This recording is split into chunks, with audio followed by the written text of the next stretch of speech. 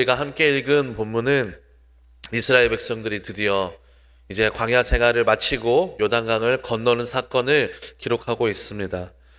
우리가 오늘 여호수아 3장의 내용을 살펴보기 전에 요 앞에 있었던 여호수아 1장과 2장의 내용을 잠깐 살펴보면, 여호수아 1장에 지금까지 이스라엘 백성들을 이끌었던 위대한 지도자였던 모세가 죽고 난 후에 다음 지도자로 여호수아가 선택되었습니다.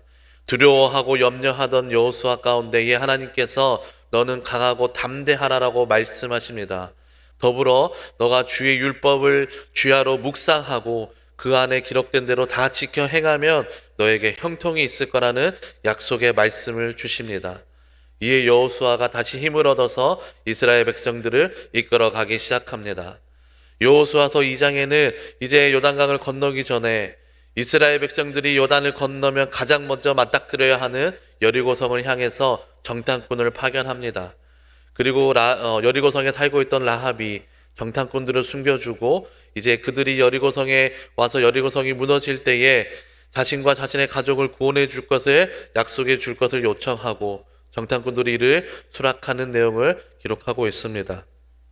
그리고 3장에 들어서는 이제 정말로 이스라엘 백성들이 하나님께서 아브라함에게 약속하셨던 그 젖과 꿀이 흐르는 땅, 하나님께서 약속으로 주신 그 기업의 땅, 가나안 땅으로 들어가기 위해서 요단강을 건너기 시작합니다. 이 요단강을 건너는 사건은 이스라엘 백성들의 역사에 있어서 아주 중요한 의미를 가지는 사건입니다. 이스라엘 백성들에게 중요한 의미를 가진 강을 건넌 사건이 두 가지가 있었는데, 첫 번째는 홍해를 건넌 사건입니다.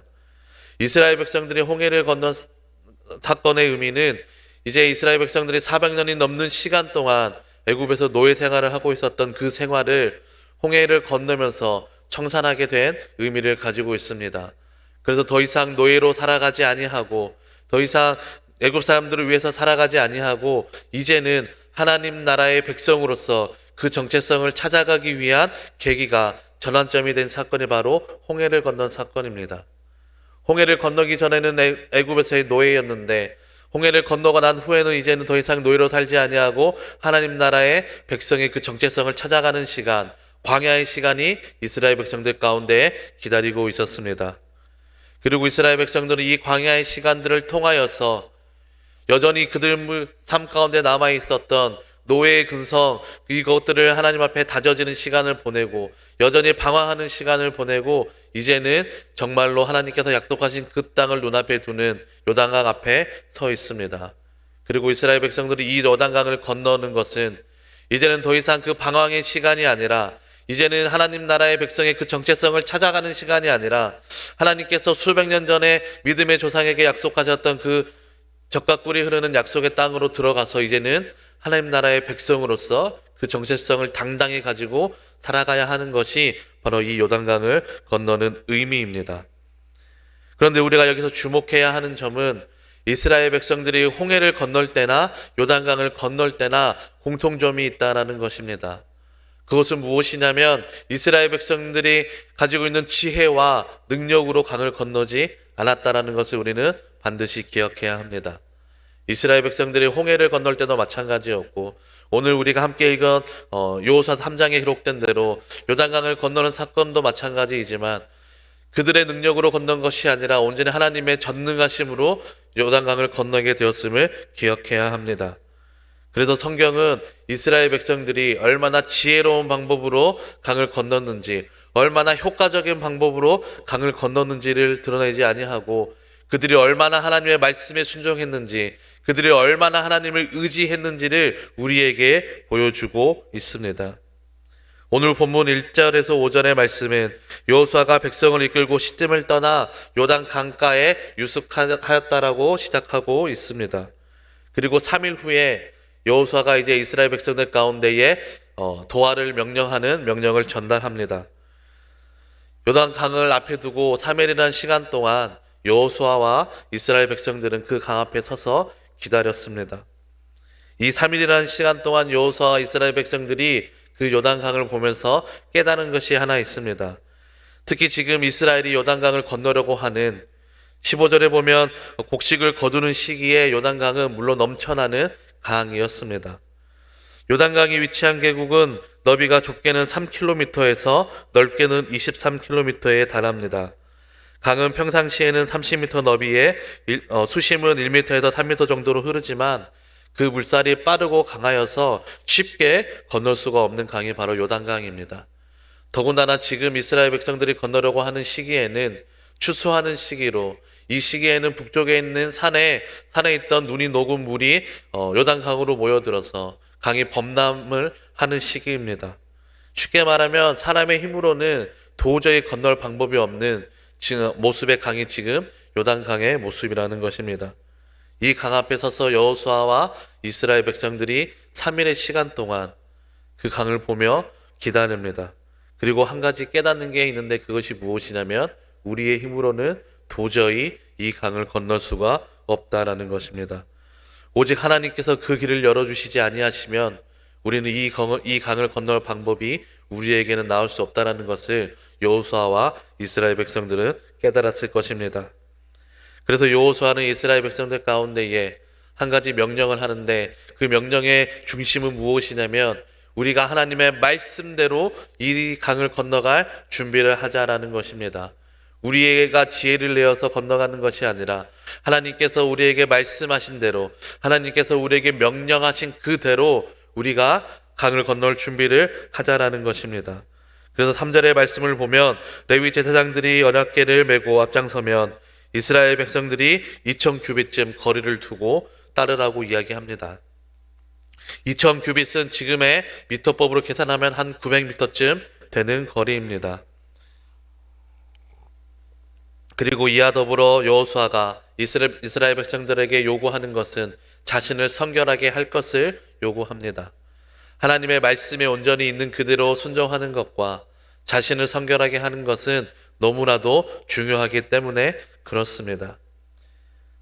순종을 이루기 위해서 꼭 우리가 거쳐야 하는 과정이 바로 성결의 과정입니다.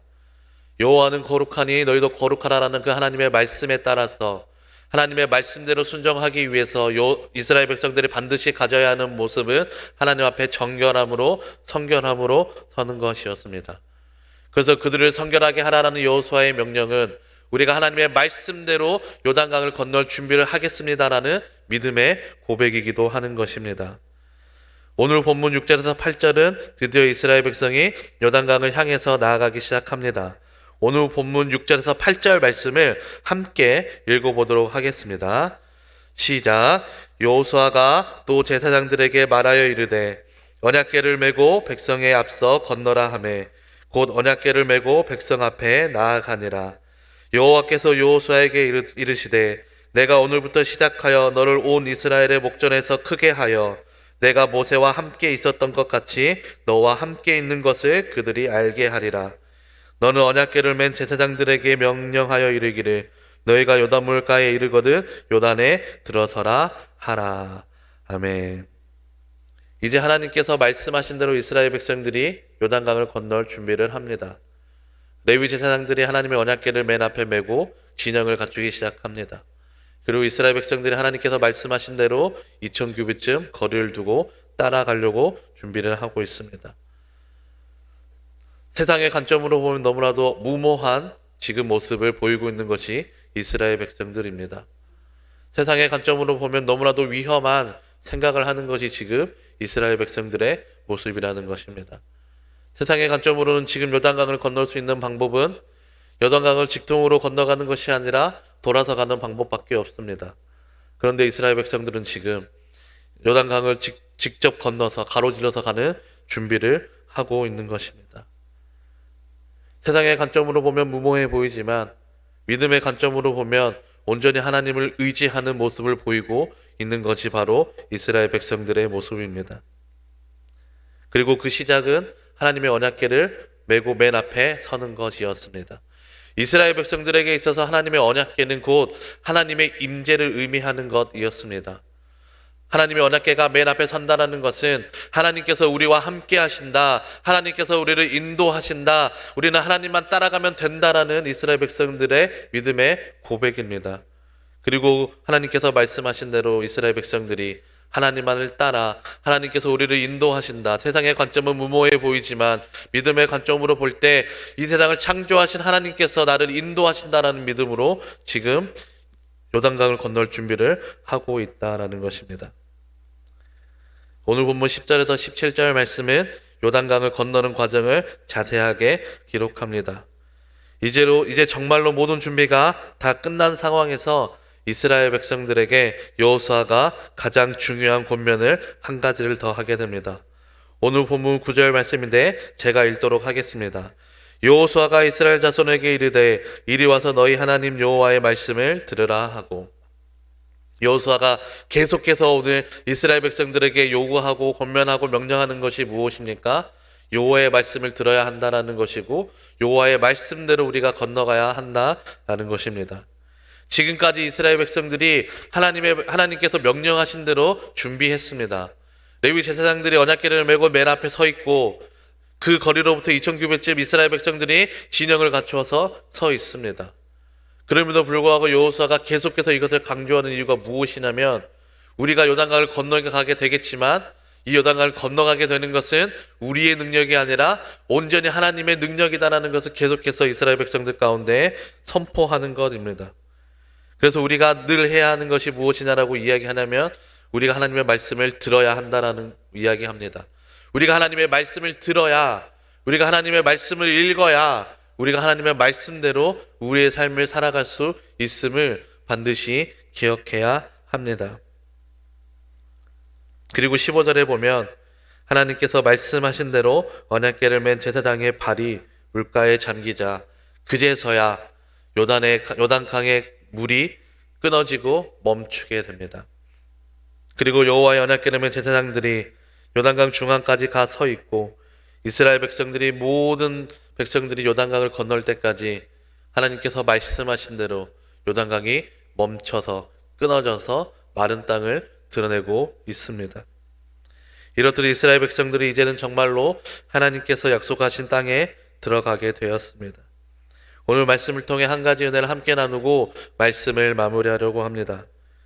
2024년을 마무리하고 2025년을 맞이하는 우리의 마음과 태도의 중심에는 오늘 이스라엘 백성들이 보여준 것처럼 하나님의 말씀대로 삶을 살아야겠다는 결단과 다짐이 필요하다는 것을 우리는 반드시 기억해야 합니다.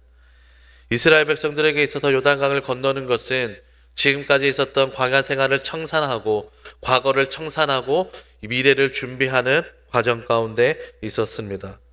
과거는 지나가고 미래를 맞이하는 것입니다. 그런데 과거를 떠나보내고 미래를 준비하는 그 모든 과정의 중심에는 하나님의 말씀이 있습니다. 이스라엘 백성들도 현실적으로 생각해보면 하나님 앞에, 하나님께서 명령하신 이 명령 앞에 이런 주장 정도는 할 수 있었을 거라고 생각합니다. 하나님의 언약궤가 우리의 맨 앞에 서는 것을 인정하겠습니다. 하나님께서 우리와 함께 하시는 것을 우리가 고백합니다. 주님, 그런데 그 거리를 900m쯤 떨어진 것은 너무 멀지 않습니까? 그래서 한 500m쯤, 아니 한 300m쯤 우리가 건너가야 할 인원들도 참 많은데 우리가 그 거리라도 조금 줄여서 한시라도 빠르게 건너가는 것이 어떻겠습니까? 라고 충분히 이야기할 수 있지 않겠습니까? 그런데 이스라엘 백성들은 하나님의 말씀대로 순종하였습니다. 왜냐하면 그것이 과거를 청산하고 미래를 준비하는 가장 중요한 믿음의 고백이었기 때문에 그렇습니다. 이스라엘 백성들이 하나님의 말씀대로 준비하는 것은 반면에 어떤 것을 의미하냐면 이스라엘 백성들이 하나님을 온전히 100% 의지한다라는 것을 의미합니다. 이것을 반대로 바꿔보면 이렇게 해석할 수 있습니다. 우리가 하나님의 말씀대로 그 삶을 살아내지 못하는 것은 우리의 마음 가운데에 하나님을 100% 신뢰하지 못하는 마음이 있기 때문이라는 것을 우리는 기억해야 합니다. 우리가 하나님의 말씀을 30%, 한 50%, 많게는 70%까지는 순종할 수 있지만 하나님, 우리가 삶을 살아가면서 이 정도는 해야 하지 않겠습니까? 우리가 삶을 살아가면서 삶에서 세상과 이 정도의 타협은 해도 되지 않겠습니까? 라고 주장하는 것이 우리의 마음일 수 있다라는 것입니다. 그러나 이스라엘 백성들이 보여준 모습은 온전히 하나님을 신뢰함으로 무모해 보이는 하나님의 그 말씀에 따라 그 말씀대로 순종하는 것이었습니다. 그리고 그들이 하나님의 말씀에 온전히 100% 순종했을 때에 세상은 이해할 수 없는, 세상은 받아들일 수 없는 놀라운 일들이 이스라엘 백성들 가운데 펼쳐졌습니다. 이스라엘 백성들이 요단강을 건널 준비를 할 때에 요단강이 조금이라도 움직이는 모습을 보였다라면 이스라엘 백성들이 조금은 의심을 덜 할 수 있지 않을까 싶습니다. 눈앞에 보이는 것이 있다면 우리도 마음껏 하나님을 100% 의지하고 마음껏 하나님을 온전히 신뢰한다라고 말할 수 있을지도 모르겠습니다. 그러나 하나님께서는 언제 역사하셨냐면 이스라엘 백성들이 온전히 100% 하나님의 말씀대로 요단강을 건너갈 준비를 마쳤을 때에, 그리고 제사장들의 발이 요단강가에 잠겼을 때에 하나님께서 일하셨습니다. 2024년을 보내고 2025년을 맞이하는 우리의 삶도 하나님 앞에 온전히 하나님을 신뢰하며 하나님을 의지하는 100%의 마음을 우리가 하나님께 보여드렸을 때에 하나님께서 우리의 삶 가운데에 반드시 응답하시고 일하실 줄을 믿습니다. 그래서 오늘 하루도 우리는 하나님 앞에 나와서 고백합니다. 오늘 하루도 내가 하나님의 말씀대로 살겠습니다. 오늘 하루도 내가 하나님의 말씀을 따라 간구하겠습니다라고 믿음의 고백으로 이 자리에 나와 있지 않겠습니까? 오늘 우리를 이 자리 가운데 인도하신 하나님을 온전히 신뢰하고 100% 의지함으로 2024년 함께 하신 하나님을 기억하고 2025년에도 우리를 인도하신 하나님을 신뢰하고 기도할 때에 내 뜻을 더해서 순종하는 것이 아니라 온전히 하나님의 뜻에 100% 순종함으로 하나님의 일하심을 경험하시는 초청의 모든 성도님들이 되시기를 주님의 이름으로 축원합니다. 기도하겠습니다. 사랑의 하나님, 감사합니다. 2025년 첫 토요 새벽 기도회를 주님 앞에 올려드리게 하시니 감사합니다. 2024년을 마무리하고 2025년을 준비하는 우리의 마음 자세가 여호수아서 3장에 기록된 이스라엘 백성들의 마음 자세가 될 수 있도록 주님 인도하여 주시옵소서. 세상이 볼 때는 무모해 보이고 세상이 볼 때는 위험해 보이는 그 방법이 믿음의 관점으로 보였을 때는 이스라엘 백성들이 100% 하나님을 신뢰하는 믿음의 결단이었음을 말씀을 통해서 다시 한번 기억하게 하시니 감사합니다. 30% 순종하는 것이 아니라 50% 순종하는 것이 아니라 70% 90% 순종하는 것이 아니라 100% 하나님의 말씀대로 우리의 마음을 하나님께 내어드렸을 때에 하나님께서 우리의 삶 가운데 응답하시고 우리의 삶 가운데 일하심을 볼 수 있는 2025년이 될 수 있도록 주님 인도하여 주시옵소서. 오늘도 변함없이 이 자리 가운데 나와 가족들을 위해서, 사랑하는 자녀들을 위해서 여러 가지 문제를 놓고 기도하는 초청의 모든 성도님들 주님 기억하여 주시고 하나님 그의 삶을 위로하여 주시고 상한 마음이 있다면 위로하여 주시옵소서. 그래서 우리가 온전히 이 시간에도 고백하는 것은 오늘 하루의 삶을 살아갈 때에도 온전히 하나님만을 의지하며 살아갑니다라는 믿음의 고백을 하나님 앞에 올려드리는 이 새벽 될 수 있도록 주님 인도하여 주시옵소서. 그래서 간구하는 모든 기도의 제목들마다 하나님의 뜻 가운데에 하나님께서 기뻐하시는 그 방법으로 이루어 주실 것을 간절히 믿고 소망하오니 주님 우리의 기도에 응답하여 주시옵소서. 다음 주에 있을 특세를 위해서도 기도합니다. 더 많은 성도님 새벽에 나와서 말씀으로 도전받고 위로받고 승리를 선포하는 은혜가 풍성한 한 주의 특세를 허락하여 주시옵소서. 특별히 담임 목사님 열간의 강건함으로 붙드시고 성대를 붙들어 주시고 성령 충만함으로 더하여 주셔서 단위에서도 말씀을 선포하실 때에 우리가 함께 승리를 선포하며 2025년을 준비하는 모든 초청의 성도님들 될 수 있도록 붙들어 주시옵소서. 감사합니다. 이 모든 것 우리를 구원하신 예수님의 이름으로 기도드립니다. 아멘. 주신 말씀을 기억하면서 기도하시고 가지고 오신 기도 제목을 위해서 주님 이름 한번 간절히 함께 부르고 합심으로 기도하겠습니다. 주여